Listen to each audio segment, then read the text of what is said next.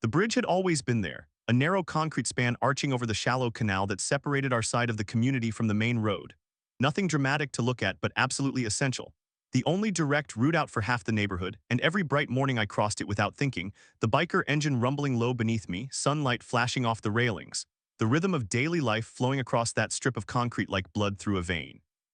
And until that day, it had never been controversial, never questioned, never fenced, because everyone knew what it was.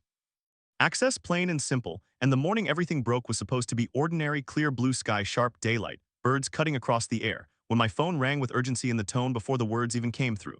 A call that turned my stomach before I answered, telling me there was an emergency serious enough that time mattered, serious enough that hesitation could cost something you don't get back. And I moved on instinct, boots on, bike ready, mind already calculating the fastest route out. Which had always been the same route across that bridge, except when I rounded the last bend my vision locked on something that made no sense at first.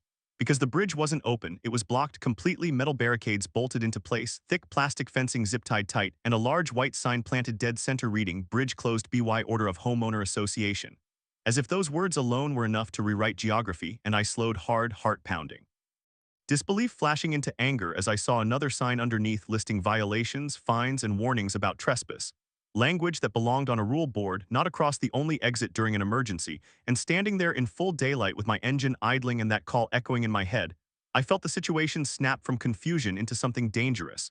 Because this wasn't an inconvenience, this was obstruction. An obstruction during an emergency is a line you don't cross unless you're sure you're untouchable. And as if summoned by the tension itself, the HOA enforcement truck rolled up from the side road, parking deliberately to block any thought of squeezing through, the driver stepping out with a clipboard and a look that said procedure mattered more than reality.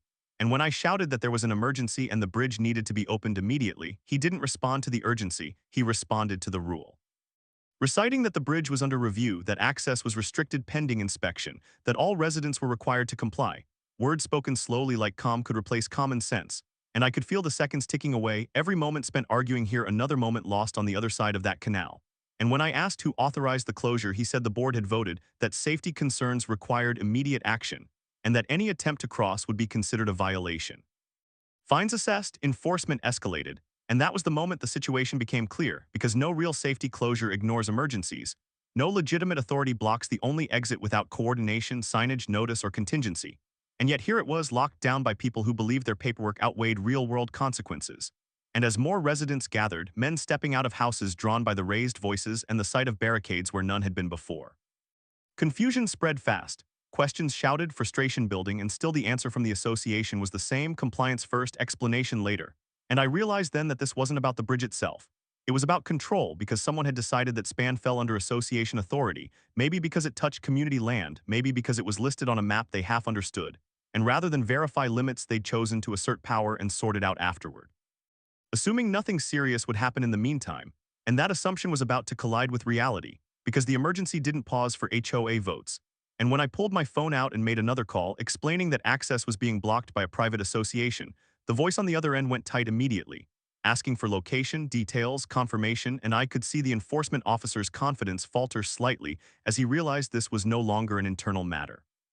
And still he didn't move the barricades. Still he insisted he needed authorization, that procedure required waiting. And those words echoed with a kind of arrogance only possible when someone has never been held accountable for the outcome of delay. And as the minutes dragged, the atmosphere thickened, neighbors arguing, some urging him to open it, others unsure, afraid of fines, afraid of consequences. Because fear of authority is powerful even when that authority is misapplied. And through it all, the bridge sat there silent and impassable, a physical manifestation of bureaucratic blindness. And then the association president arrived, stepping out in full daylight with practiced confidence, declaring that the closure was non-negotiable, that the bridge was private infrastructure, that liability concerns outweighed individual circumstances. And when someone shouted back that emergencies weren't individual circumstances, they were human ones, he waved it off, saying arrangements could be made through alternate routes, even though everyone there knew there were none, not without a long detour that time simply didn't allow. And in that moment, standing beside a blocked bridge during an active emergency, I understood the full scale of what they'd done, because blocking access isn't just a rule violation, it's a decision with consequences. Consequences that don't disappear just because you cite safety or policy. And as sirens sounded faintly in the distance, too far. Delayed by the same closure, the reality of the situation became undeniable. Not just to me but to everyone watching, because the bridge wasn't just concrete anymore, It was the difference between action and delay, between response and regret, and the association had chosen delay, chosen authority over judgment, chosen control over consequence. And as the sun burned overhead and the crowd's anger rose, I knew this moment would not end quietly. Because when a private board blocks a bridge during an emergency, the outcome is never just a fine or a complaint. It's an investigation, a reckoning, and consequences that don't stop at an apology. And standing there watching time slip through our fingers while barricades stood firm, I knew whatever happened next would follow the association far beyond that bridge. Because some decisions echo, and this one had already gone too far to take back. The emergency didn't wait for the homeowner association to feel ready. It pressed harder with every passing minute. And the blocked bridge turned from a shocking sight into a living threat. Because while the association officials stood there repeating words like liability and procedure, the sound of distant sirens grew louder then stalled, not fading, not arriving, just circling somewhere on the wrong side of our canal like the response itself had been trapped by a decision made in a meeting room. And the crowd of men gathered at the barricades tightened into a ring of tension, voices rising, fists clenched, not in violence but in raw disbelief that a private board had the nerve to lock down the only exit during an active emergency.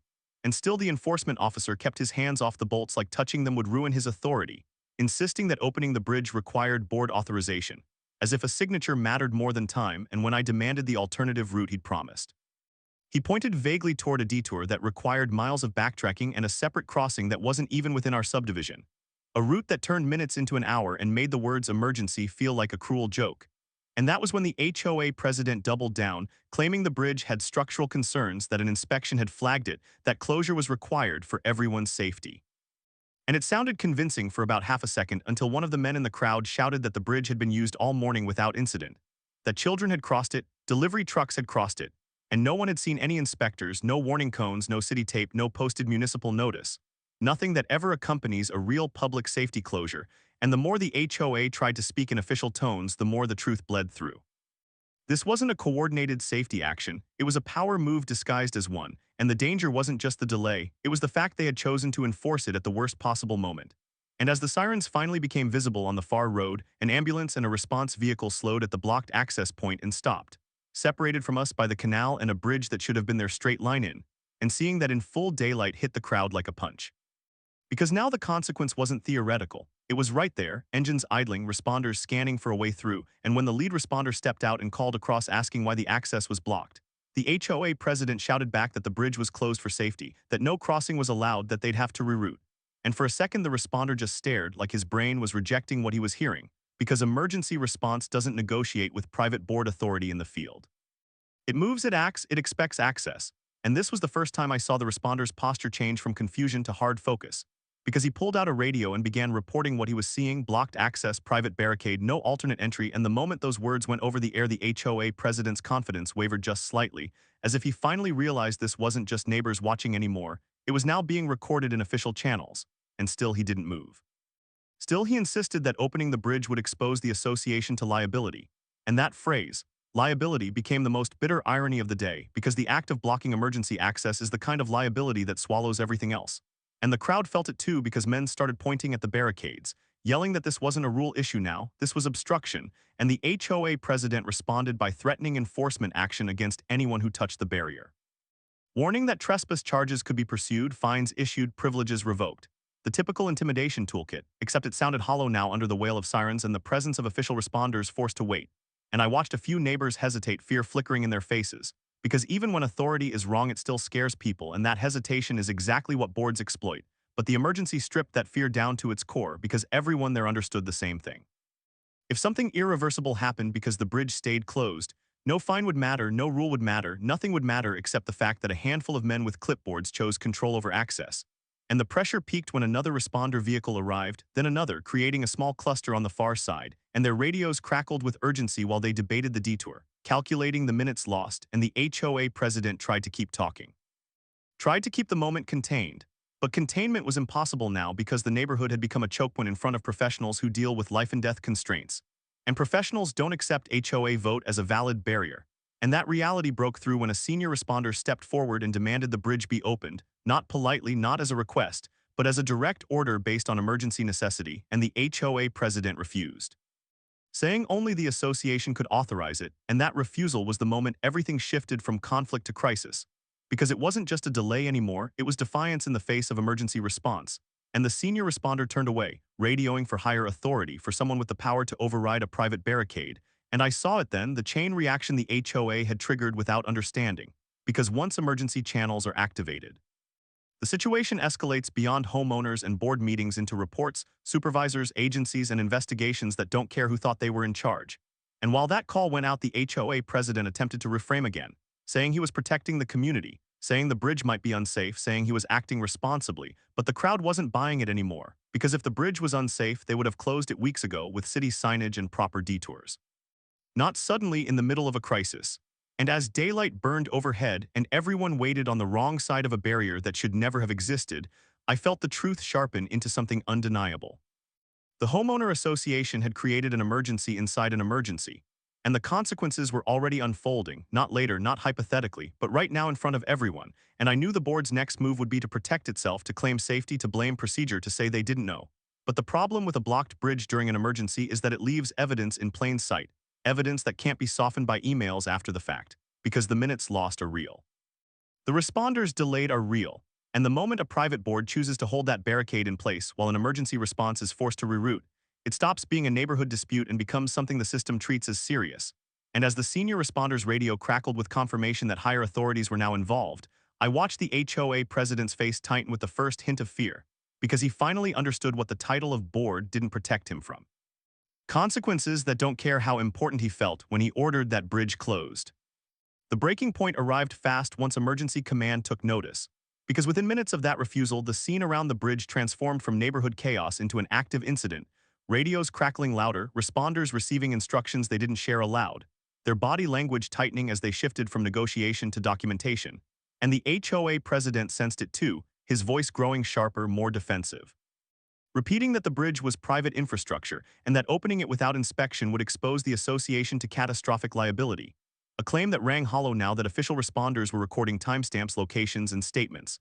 And as the crowd pressed closer, men shouting that the bridge had been opened that same morning, that deliveries and pedestrians had crossed without issue, the president tried to reassert authority by threatening violations and fines. But those threats fell flat against the gravity of the moment, because fines don't outweigh delayed response, and the emergency wasn't waiting for anyone's confidence to return. And when a senior responder stepped back into view and announced that command had been notified of obstructed access during an active emergency, the air shifted perceptibly, like everyone there understood the rules had changed. Because once obstruction is logged at that level, it stops being a misunderstanding and becomes a matter of record. And the HOA enforcement officer began to look uncertain, glancing between the president and the barricades like he was calculating personal risk now, not just obedience, and that hesitation spread, because power evaporates quickly when responsibility becomes individual. And as another responder asked directly who ordered the closure and when, demanding names rather than titles, the president's answers slowed, losing their rehearsed cadence, and I could see the realization creeping in that board votes don't shield individuals from consequences when decisions interfere with emergency access. And the tension peaked when a supervisor arrived on scene from the far side, stepping out with a presence that quieted the shouting immediately, assessing the barricades, the signage, the lack of municipal tape, the absence of any posted emergency detour. And he didn't argue with the HOA, he asked one question that cut through everything: whether there was any city-issued order authorizing closure of the only bridge during an emergency response. And when the president said no, that it was an association decision, the supervisor nodded once, slow and deliberate, and turned away to make another call. And that call was the moment the HOA lost control of the narrative. Because now the situation was being escalated beyond neighborhood response into oversight. And within minutes, uniformed officials arrived. Not aggressive, not dramatic, but methodical, documenting the scene, photographing the barricades, asking witnesses to recount what they'd seen and when. And as those questions went around, the story became impossible to contain, because dozens of voices told the same version: bridge open earlier, sudden closure, emergency blocked, responders delayed, no warning. No city notice, and the HOA president's attempts to reframe it as a safety inspection grew weaker with each corroborated account. And then came the moment no one there would forget, when officials ordered the barricades removed immediately, citing emergency necessity and lack of authorization, and the enforcement officer hesitated for just a second before stepping aside, because defiance at that point would have crossed into something far worse. And as the first bolt was loosened and the fencing shifted, the sound of sirens surged again, this time moving, responders finally crossing the bridge that should never have been blocked, and the crowd watched in silence, the relief mixed with anger as everyone understood what those lost minutes meant. And while the emergency response moved through, officials remained behind, continuing to document, continuing to ask questions, turning what the HOA thought was a temporary assertion of control into a permanent record of obstruction. And the president stood off to the side now, no longer issuing orders, no longer threatening fines, just watching as the consequences of his decision took shape in real time. And I saw it then the exact instant when authority shifted because the bridge wasn't just reopened, the association's claim over it had been stripped away under daylight, replaced by scrutiny that wouldn't fade when the crowd dispersed. And as emergency vehicles disappeared down the road and officials packed up their cameras and notes. One of them stated clearly that an investigation would follow, that statements would be taken, that responsibility would be determined. Words that landed heavier than any shouted accusation, because investigations don't end with apologies, they end with findings. And standing there beside the now open bridge, the barricades stacked uselessly to the side, I knew the conflict had passed its point of no return, because the HOA hadn't just made a bad call. It had created a documented delay during an emergency, and no amount of policy language could undo that. And as the crowd slowly broke apart, men shaking their heads, murmuring about lawsuits, removals, consequences, I understood the worst moment wasn't the blocked bridge itself. It was the moment the HOA chose to keep it blocked after responders arrived, because that choice would follow them into every room where accountability mattered.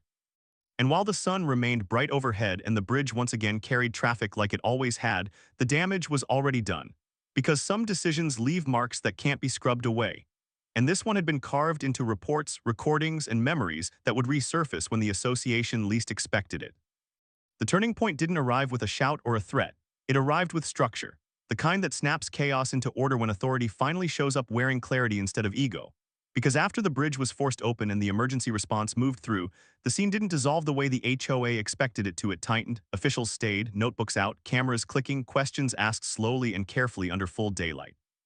And the Homeowner Association president tried to regain control by speaking louder, insisting again that the closure was a safety decision, that inspections were planned, that liability concerns justified everything.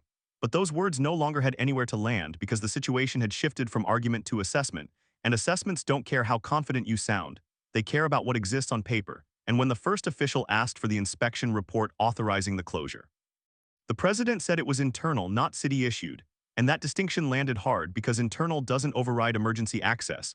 And another official followed by asking why no municipal signage, tape, or detour notice had been posted if the bridge was truly unsafe. And there was no answer for that except silence. And silence under questioning has a way of saying everything. And as statements were taken from responders, from residents, from the enforcement officer who admitted the barricades had been installed that morning on board instruction alone, the narrative the HOA had tried to build unraveled piece by piece. Because timelines don't bend to spin, and every account lined up the same way: bridge open earlier, sudden closure, emergency blocked, refusal to reopen even after responders arrived. And that last part was the fracture that couldn't be repaired, because refusing access before responders arrive can be framed as ignorance. Refusing after they arrive is defiance, and defiance carries consequences that policy language can't soften. And I watched the HOA president realize this in real time as his posture shifted from authoritative to guarded, his words slowing, his gaze darting toward the enforcement officer as if looking for support that wasn't coming anymore. Because once officials started asking who specifically ordered the barricades to remain in place after emergency vehicles arrived, titles stopped mattering and names did, and that's when the president attempted to redirect, claiming he'd been advised by counsel, claiming he believed the bridge fell entirely under association jurisdiction, claiming he'd acted in good faith, but good faith doesn't block emergency access, and belief doesn't replace authority. And when one official stated plainly that any private entity obstructing emergency response without municipal authorization could face serious consequences, the weight of the moment finally settled over the group like a shadow, because this was no longer about neighborhood governance, it was about interference, and interference is treated differently. And as the officials conferred quietly among themselves, the HOA president tried one last maneuver, suggesting the issue be handled later, proposing meetings, reviews, policy clarifications, anything to move the consequences out of the present moment. But that option had already passed. Because the present moment had been documented, timed, recorded, and witnessed, and when an official informed him that a formal investigation would be opened into the closure, including who ordered it, why it was done without city coordination, and why it remained closed during an emergency, there was no argument left to make, only reactions, and the reaction wasn't outrage or denial anymore, it was fear. The kind that comes when someone realizes their authority never extended as far as they pretended it did. And around us the neighborhood stood quiet, men who had argued earlier now listening intently, because everyone understood this wasn't just about one bridge, it was about what happens when private power crosses into public consequence. And as the officials wrapped up on scene, collecting final statements and issuing instructions that the bridge remain open until further notice pending inspection by proper authorities, The HOA enforcement officer was told directly not to reinstall any barriers, not to restrict access, not to take independent action, a clear line drawn where none had existed that morning, and the president nodded stiffly, agreeing without protest, because protest would have only deepened the hole. And as the officials departed and the crowd slowly dispersed, the bridge stood open again under bright daylight, traffic flowing, life resuming its pattern, but nothing about the situation felt resolved yet, because this wasn't the end, it was the hinge, the moment where the conflict stopped being a standoff and became a process. And processes don't forget. And later that afternoon, the first official notice arrived, not from the association but from the city, stating that the bridge was classified as an essential access point, and that any closure required municipal authorization, emergency coordination, and public notice. Language that stripped the HOA of the ambiguity it had relied on. And when the association attempted damage control with an email claiming the closure was precautionary and temporary, that explanation collapsed under the weight of the facts already recorded. Because explanations issued after the fact don't undo delays already logged. And as word spread through the neighborhood that investigators would be interviewing board members and responders, the tone shifted from anger to anticipation, because people wanted to know how far this would go, whether consequences would be real, whether anyone would be held accountable. And I knew then that the turning point wasn't the bridge reopening, it was the moment authority changed hands without ceremony. When the association lost the ability to define the situation. And once that happens, outcomes stop being negotiated and start being determined. And standing there later that day, leaning against the bridge railing as sunlight reflected off the water below, I felt the weight of what had been set in motion, because investigations don't care about intentions, they care about actions, and the action of blocking a bridge during an emergency had been witnessed, documented, and escalated beyond the reach of a homeowner's board, and whatever consequences followed would follow a clear chain back to the decision-makers who chose control over access, procedure over urgency, and authority over judgment. And that chain had already been pulled tight. All that remained was for it to be tested. And when it was, the results would not be quiet. The consequences didn't arrive all at once. They rolled in steadily, the way accountability always does after arrogance collapses. Because within days of the blocked bridge incident, the homeowner association was no longer controlling the narrative. It was responding to it, first with a terse notice to residents claiming the closure had been a misjudged safety precaution. Then with a second message quietly confirming the bridge was now classified as essential access and would remain open indefinitely. A reversal that said more than any apology ever could, and behind the scenes the fallout deepened, board members called in for interviews. Enforcement actions frozen, attorneys suddenly involved not to threaten residents but to protect the association itself. And the investigation moved forward with the same methodical pace that had been missing when the bridge was closed, timelines reviewed, radio logs examined, responder statements matched against HOA emails, and each layer confirmed the same truth. That the bridge had been blocked without municipal authorization, without emergency coordination, and worse, that it had remained blocked after responders arrived and demanded access. A decision that turned a bad call into a documented obstruction. And when the findings were finally summarized, they didn't mince words. The association had acted beyond its authority, interfered with emergency response, and created unnecessary risk. Conclusions that carry weight far beyond neighborhood disputes. And the impact was immediate. The HOA president stepped down under pressure, framed publicly as a resignation for the good of the community but understood by everyone as consequence.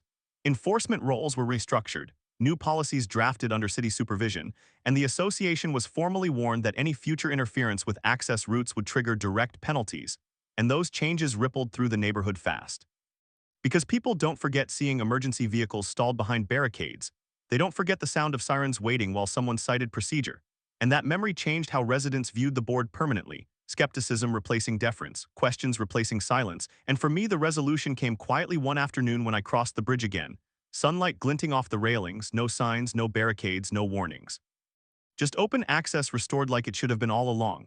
And standing there I felt not victory but closure, because the point was never to humiliate anyone, it was to make sure that what happened that day never happened again, and the system had corrected itself the only way it ever does, by applying consequences where power had overreached. And weeks later, when a city notice was posted confirming the bridge's protected status as an emergency access point, complete with penalties for unauthorized closure, it felt like the final seal on the whole ordeal, the written acknowledgement that this span of concrete was more than HOA infrastructure. It was a lifeline, and lifelines aren't subject to votes or convenience. And as life returned to normal rhythms, neighbors crossing freely, responders unimpeded, the association noticeably quieter, I understood the real ending wasn't about fines or resignations, it was about precedent.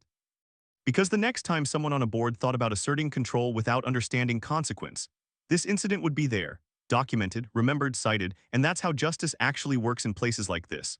Not through dramatic speeches, but through records, reports, and the quiet knowledge that some lines once crossed lead to outcomes you can't vote your way out of.